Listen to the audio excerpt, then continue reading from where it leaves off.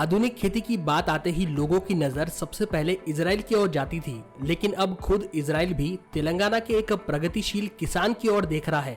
कम पानी, कम मजदूरों और पूरी तरीके से जैविक तरीकों के साथ में आधुनिक तकनीकों का उपयोग करते हुए लाभदायक मछली पालन कर रहे रंगारेड्डी जिले के इस किसान ने सभी के लिए एक आदर्श स्थापित कर दिया है। तेलुगु राज्यों के किसानों को मछली पालन की इस नई तकनीक से परिचित करा रहे गुंटी किरण कुमार की सफलता की यह कहानी है। गुंटी किरण को कृषि से बहुत ज्यादा प्रेम है। 15 वर्षों के कृषि अनुभव के साथ में वे हमेशा नई नई विधियों की खोज करते आ रहे थे।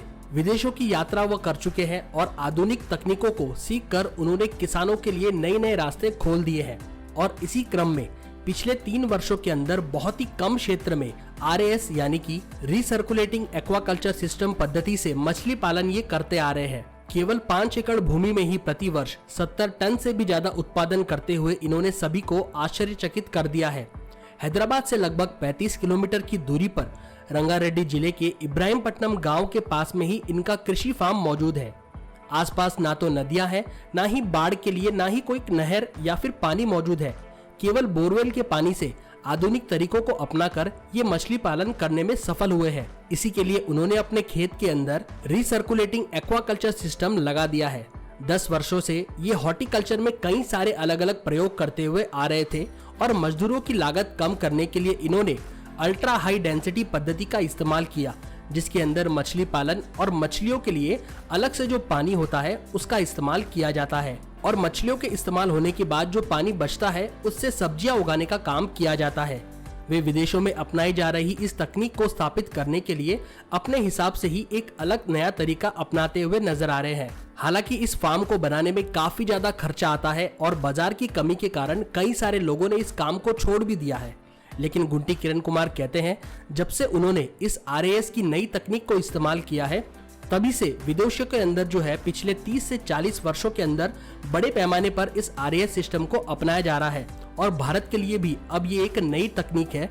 और इस पद्धति में जहां पर पारंपरिक तरीके से 1 एकड़ के अंदर 2 से 3 टन से भी ज्यादा उत्पाद करना मुश्किल हो जाता है, वहीं पर RAS पद्धति का इस्तेमाल करके इस तकनीक के अंदर एक छोटे से एकड़ के अंदर आसानी से 300 टन से भी ज्यादा मछलियों को उत्पादन किया जा सकता है और 5 एकड़ के अंदर ही लगभग हर साल करीब 70 टन मछलियों का उत्पादन हो रहा है। केवल उत्पादन ही यहाँ पर मुख्य बात नहीं है। पारंपरिक तरीकों से जैसे तालाब के अंदर मछली पालन, बड़े बड़े पॉन्ड्स के अंदर अलग अलग लेवल के रिजर्वायर का इस्तेमाल किया जाता है।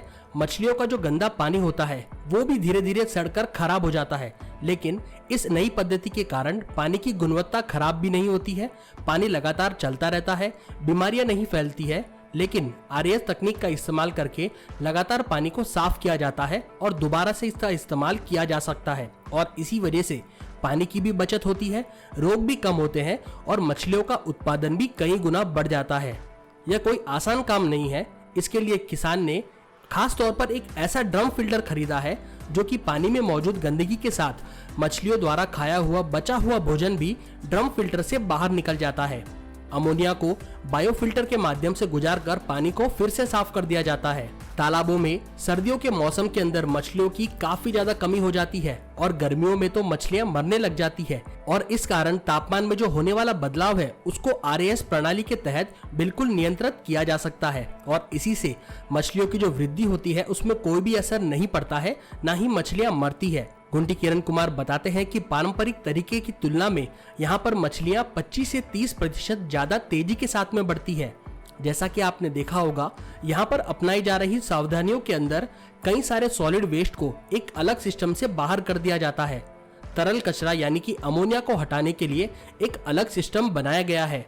बैक्टीरिया को हटाने के लिए भी एक अलग सिस्टम है और इसके अंदर ऑक्सीजन भी भरपूर मात्रा में दी जाती है, जिसके लिए एक पूरा ही अलग नया सिस्टम लगाया गया है। लोग जब ये सुनते हैं कि इतनी सारी मशीनें, इतना बड़ा शेड और एक टैंक, तो आमतौर पर लोगों को लगता है कि इसके अंदर बहुत ज्यादा लागत आती है। निश्चित रूप में ही एक बार लगाने में इसमें काफी ज्यादा खर्च आता है, लेकिन पारंपरिक तरीके से जहां पर 1 करोड़ लीटर पानी के अंदर मात्र 3000 मछलियां पाली जाती है और वहीं पर RAS पद्धति का जब इस्तेमाल किया जाता है तो आधे पानी में यानी कि केवल 50,000 लीटर पानी के अंदर ही 3000 से भी ज्यादा मछलियों को काफी अच्छी तरीके से पाला जा सकता है।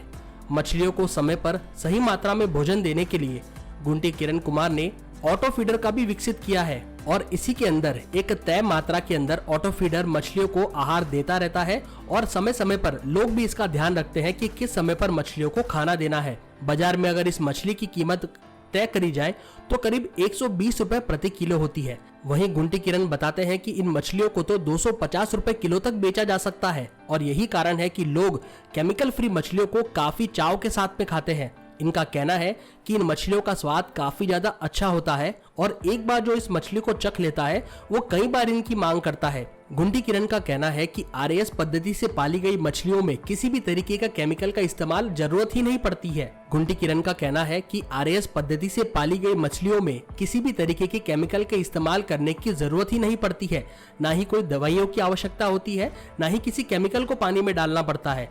यह पूरी तरीके से नेचुरल यानी कि प्राकृतिक रूप से बढ़ती है और इनका स्वाद इसी वजह से काफी ज्यादा अच्छा होता है। किसानों का भी कहना है कि इन मछलियों को खाने से लोगों को काफी अच्छा स्वास्थ्य भी मिलता है।